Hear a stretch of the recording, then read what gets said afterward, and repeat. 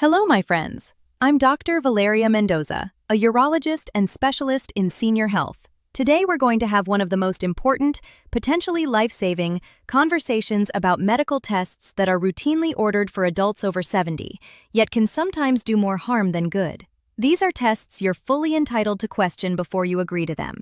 I believe it's time to bring this crucial information into the open, with evidence the healthcare system rarely lays out clearly for older adults. When we understand which tests truly deliver benefits and which create unnecessary anxiety, false diagnoses, and dangerous overtreatment, we don't just protect our health. We make informed choices that can literally enhance both our longevity and our quality of life.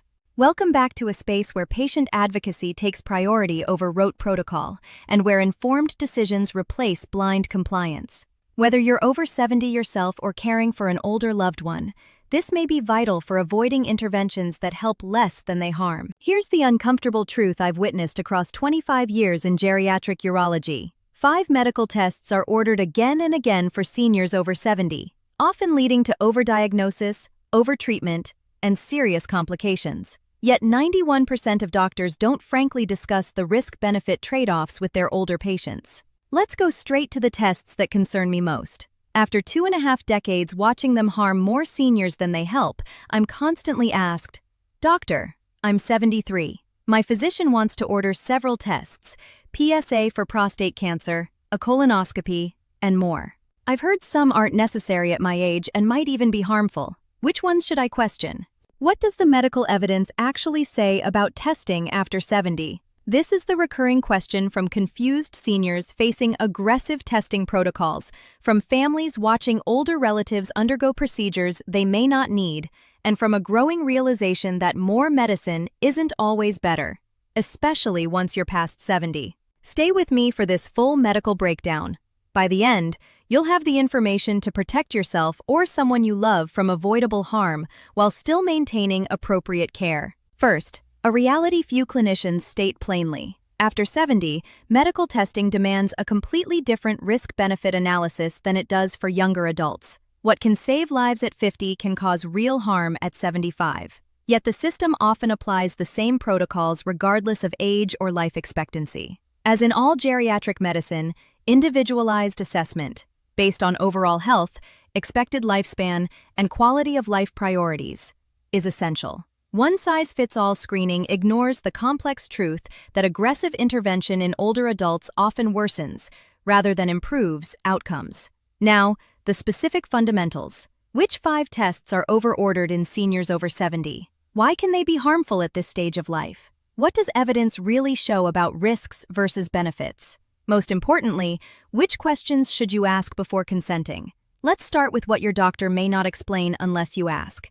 Test to question number 1. PSA screening for prostate cancer after age 75. This is the most commonly overused test, causing significant harm in older men. The U.S. Preventive Services Task Force advises against PSA screening in men over 70 because harms outweigh potential benefits. Why? Prostate cancers in this age group are usually slow-growing. You're far more likely to die with them than from them. PSA testing triggers biopsies, with risks of infection, bleeding, and pain, and then aggressive treatments, surgery, radiation, that can result in permanent incontinence and erectile dysfunction, all for cancers unlikely to matter within your remaining lifespan. A landmark JAMA study that followed 76,000 men found no mortality benefit from PSA screening in men over 70, but clear harm through overdiagnosis and overtreatment. You're taking serious risks with no survival gain. Ask, given my age and health, what's my realistic life expectancy? Am I likelier to die with prostate cancer than from it? What are the specific harms of the biopsy and the treatments you're proposing? Test to question number 2. Routine colonoscopy after age 75. Colonoscopy is invaluable earlier in life, but after 75, particularly if prior screenings were normal, the balance shifts. Older adults face markedly higher risks of perforation, a hole in the colon, severe bleeding, and anesthesia complications. Complication rates after 75 are roughly 3 to 4 times those of younger adults. If polyps are found, treatment adds further risk. The American College of Physicians advises against screening colonoscopy in average-risk adults over 75 who've had negative prior screenings. Your chance of developing a treatable, lifespan-limiting colon cancer is low, while procedure risks rise. Ask, with my normal past colonoscopies, what's my actual risk of colon cancer that would affect my lifespan? What are the complication risks at my age? Are less invasive options like stool-based tests appropriate? Test to question number 3. Routine mammography after age 75.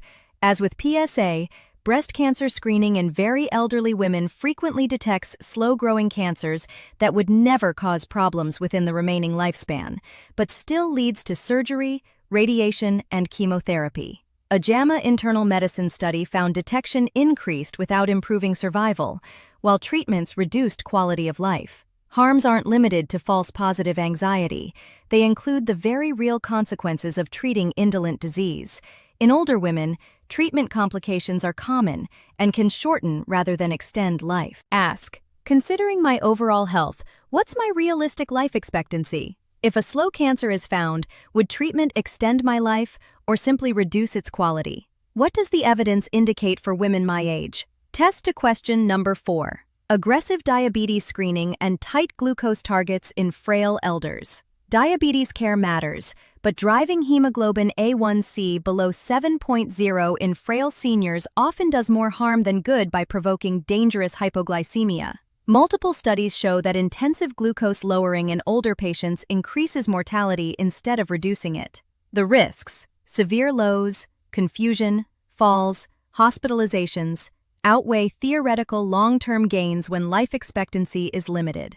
The American Diabetes Association now endorses more relaxed targets for many older adults with limited life expectancy, often A1C 7.5 to 8.5. Yet clinicians still push tighter goals that raise risk. Ask, given my age and health, what A1C target is right for me? What are my hypoglycemia risks with tight control? Would a more relaxed goal be safer? Test to question number 5. Routine just-to-check cancer screening with CTs and extensive imaging. Ordering CTs, PET scans, and similar imaging without a specific indication exposes seniors to substantial radiation and nearly guarantees incidental findings that trigger invasive cascades. Many of these abnormalities are clinically insignificant and would never cause trouble during the remaining lifespan, but once found, they lead to biopsies, procedures, and treatments that carry real risk without survival benefit. A JAMA internal medicine study found that incidental imaging findings in older adults led to complications from follow-ups in 23% of cases, with no survival improvement. Ask, what symptom or concern specifically justifies this scan? How likely is a finding to change treatment or extend my life? What's the risk of chasing incidental findings into harmful interventions? A concrete example. A 78-year-old came to me after a routine PSA, ordered despite his age, returned slightly high. The subsequent biopsy caused a severe infection and hospitalization. Pathology showed a slow prostate cancer. He was urged toward immediate surgery. When I assessed him, his life expectancy was roughly 8 to 10 years. That cancer would likely take 15 to 20 years to matter. Surgery would almost guarantee incontinence and erectile dysfunction for the rest of his life, with no survival gain. He chose active surveillance, monitoring only. 5 years later, at 83, he's living fully, and the cancer hasn't progressed. Had he pursued the aggressive plan, he might have spent his final years in diapers for zero benefit. This is not rare. I've seen hundreds of similar cases. The evidence on testing after 70 is consistent. Point number 1. Most medical groups now advise against routine cancer screening in adults over 75 with limited life expectancy. The harms outweigh the benefits. Point number 2. Testing should be individualized by overall health and realistic lifespan, not age alone. A robust 75-year-old is very different from a frail 75-year-old. Point number 3. The core question isn't, can we find disease? But will finding and treating it improve length or quality of life? For many conditions in older patients, the answer is no. Point number 4. Patients can decline any test. Doctor's orders don't bind you, especially when evidence indicates more harm than help. My urgent recommendation: before agreeing to any test after 70, ask 3 questions. What's my realistic life expectancy based on my overall health? If it's under 10 years, most cancer screenings aren't appropriate. If this test finds something, what would treatment involve and what are its risks? If treatment risks are high, the test may not be worthwhile. What does the evidence show for people my age and health status? Insist on data, not default protocol. One last note for seniors taking charge of medical decisions while wanting to support overall vitality without unnecessary interventions. Informed testing choices can be complemented by gentle, natural supports. For those seeking mild, everyday support for circulation and energy while avoiding aggressive measures, organic watermelon extract, naturally rich in L-citrulline, can support cardiovascular health and steady energy without procedural risks. For broader optimization, supporting circulation and energy, a carrion from horny goat, natural hormone balance and vitality, Tongkat Ali, sustained energy and healthy aging, fenugreek, prostate support without aggressive intervention, nettle root, plus concentrated L-citrulline for cardiovascular function. An advanced senior vitality blend can help maintain wellness naturally, reducing reliance on high-risk testing and treatments. You'll find both options in the pinned comment and video description. Take control of your care with knowledge and common sense support. After 70, quality of life depends on informed choices, not automatic adherence to protocols that may cause more harm than good. This is educational content and not a substitute for individualized medical care for persistent symptoms.